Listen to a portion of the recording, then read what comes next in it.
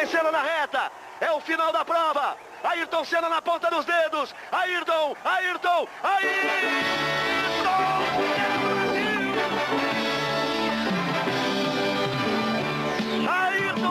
Senna do Brasil! Ele pega a bandeira, repete o ritual. Vai Ayrton Senna, vai a loucura, arquibancada em Interlagos.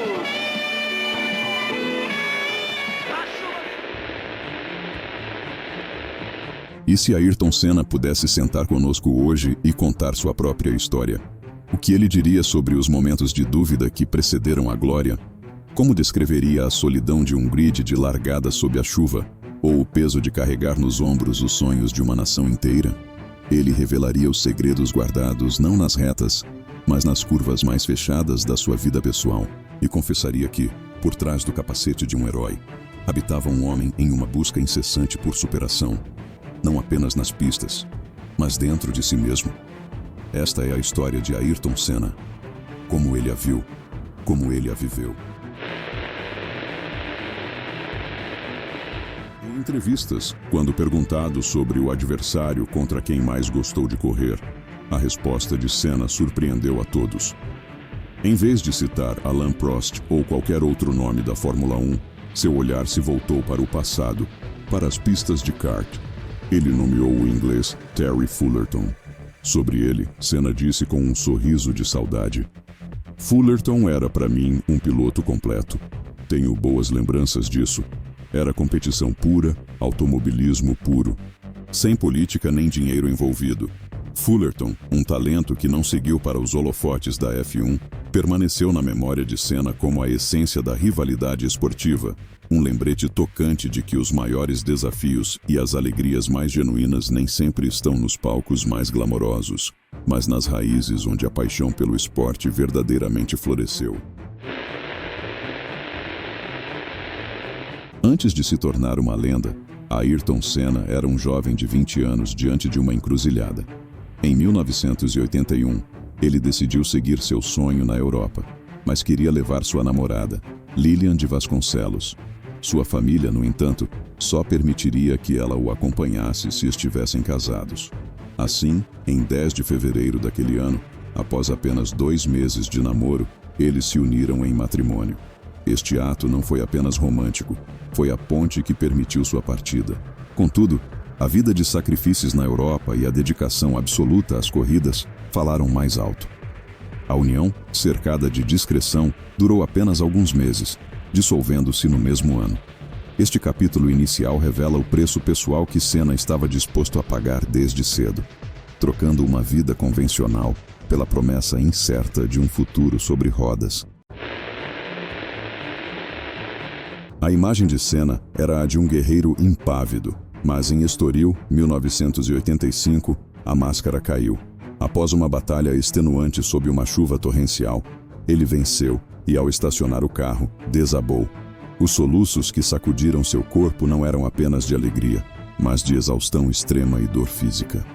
A embreagem de seu Lotus era tão pesada que, somada às forças G, causara-lhe câimbras severas nas pernas e nos braços. Ele literalmente dirigiu no limite da sua capacidade física. Na sala de imprensa, ainda ofegante e com a voz embargada, confessou: "Estou completamente acabado. Foi a corrida mais difícil da minha vida."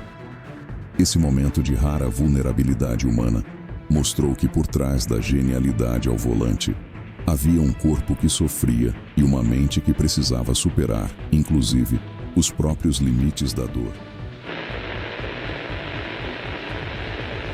A semente da Ayrton Senna Foundation, que hoje educa milhões de crianças, foi plantada em um gesto singelo de 1992. Na véspera de Natal, ele foi a um orfanato em São Paulo distribuir presentes. Uma das cuidadoras, sem reconhecê-lo, pediu que ele levasse um grupo de crianças para um passeio. Senna, longe dos holofotes, passou a tarde inteira com elas no parque. Ao voltar, a cuidadora, sabendo quem ele era, ficou constrangida. Ele apenas sorriu e disse: "Foi o melhor presente de Natal que eu poderia ter tido." Aquele contato direto, a pureza daquelas crianças, tocou fundo sua alma. Ele não queria ser apenas um doador de dinheiro. mas um agente de transformação real. Foi a experiência humana, e não um cálculo de marketing, que despertou nele a missão de lutar por um Brasil mais justo. O nome Ayrton carrega uma história de coragem que parece prenunciar seu destino. Seu pai, Milton, era um grande fã de um piloto de caça britânico da Segunda Guerra Mundial, o as da aviação, Reginald Johnny Ayrton. Milton admirava tanto a bravura e a habilidade desse piloto que decidiu homenageá-lo ao nomear seu primogênito. No entanto, por um erro no cartório, o nome foi registrado como Ayrton e não Ayrton. Este pequeno equívoco burocrático deu ao Brasil um nome que se tornaria sinônimo de coragem, mas de um tipo diferente. A coragem de enfrentar os limites em alta velocidade. É como se, desde o seu primeiro suspiro, Ayrton carregasse um legado de audácia e maestria nos céus, que ele, poeticamente, traduziu para o asfalto. Senna era um homem de fé profunda, e seu diálogo com o divino era intenso e pessoal. Após o grave acidente de Gerhard Berger na curva Tamburello, em 1989, que quase tirou a vida do austríaco, Senna ficou profundamente abalado. Ele confessou a pessoas próximas que, a partir daquele dia, sempre que passava por aquela curva perigosíssima em Imola, ele fazia o sinal da cruz. Era um pacto silencioso, um pedido de proteção e um lembrete da finitude. A curva que um dia quase levou seu colega tornou-se um altar de oração em alta velocidade. A imagem do maior piloto do mundo, buscando refúgio em uma força maior a cada volta, revela a dualidade do herói. A confiança inabalável coexistia com uma humilde consciência de sua própria vulnerabilidade perante o perigo.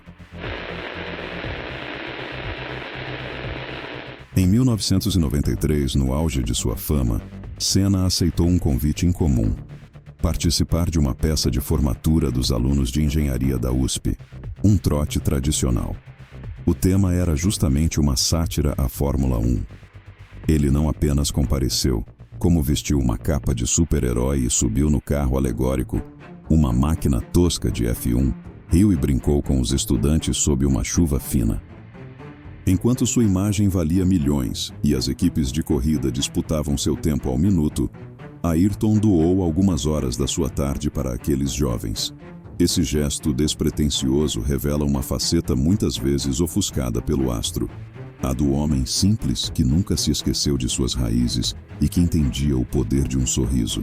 Era sua forma de, por um instante, ser apenas Ayrton e não o mito Senna. O ano de 1992 foi um dos mais sombrios. A Williams, com seu revolucionário carro com suspensão ativa, era intocável.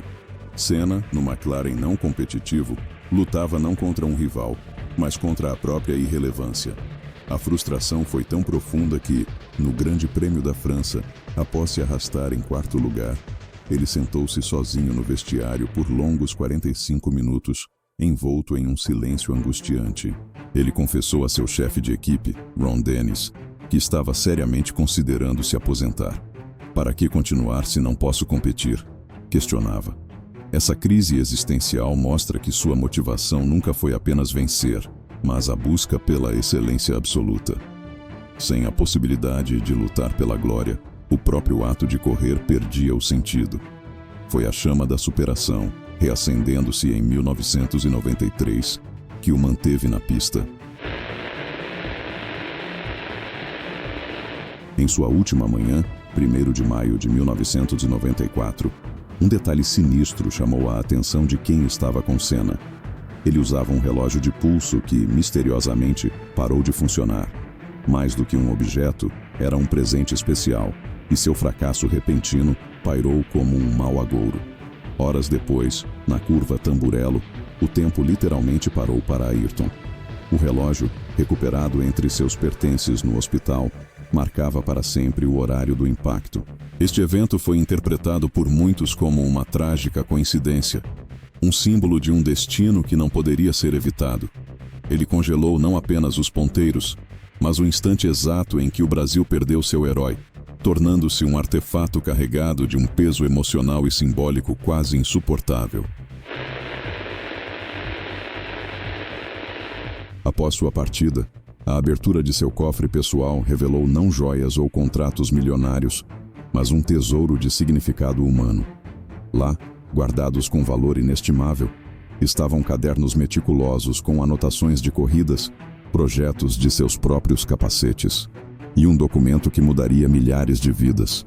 A minuta original, rabiscada por sua própria mão, da fundação que levaria seu nome.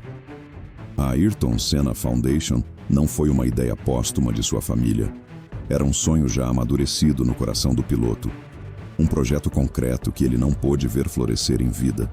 Esse achado mostrou que seu maior legado não estava apenas nas pistas que conquistou, mas na semente de transformação social que ele mesmo plantou, provando que sua alma era ainda mais grandiosa que seu talento. Ayrton Senna contou sua história aqui, e suas vitórias, suas dores e seus segredos mais íntimos agora fazem parte de você. Mas esta viagem não termina aqui.